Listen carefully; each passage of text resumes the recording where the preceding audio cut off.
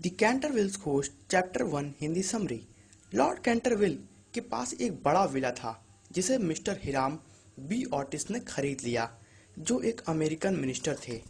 जिस वक्त वो उसे खरीद रहे थे, लोगों ने उन्हें सचेत किया कि उस विला को न खरीदें, वो भूतिया है।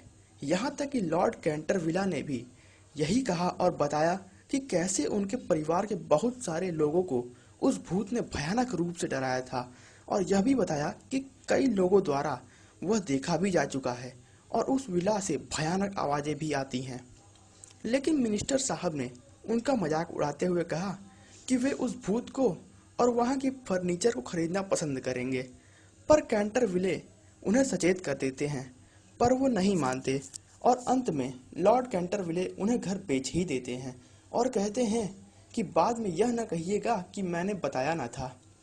सीजन के अंत में ऑटिस परिवार कैंटरविल चेज में आ जाता है।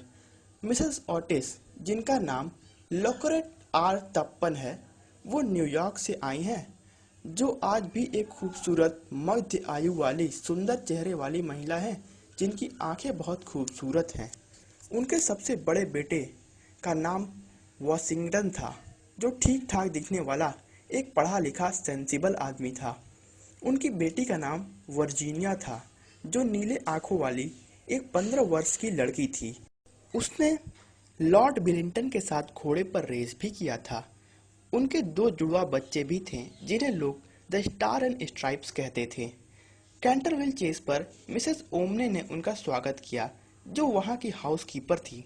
वहां जाते ही मिसेस ऑटिस को फर्श पर खून का हल्का धब्बा दिखा, तो उन्होंने तुरंत उसे मिटाने को कहा, पर मिसेस ओमने ने कहा यह खून लेडी एलेनोर डे कैंटरविल का है, जो सर साइमन डे कैंटरविल की पत्नी थी और जिन्हें उनके पति ने मार डाला था।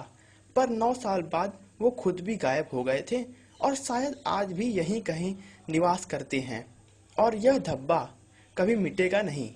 तो मिस्टर ऑटिस ने तुरंत एक काले पाउडर से उसे मिटाकर चमका दिया, पर तभी बादल गरजने लगा और डर के मारे मिसेस ओमने बेहोश हो गईं।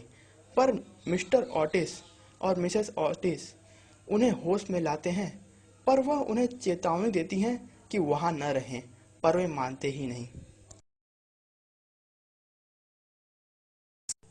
Please like, subscribe and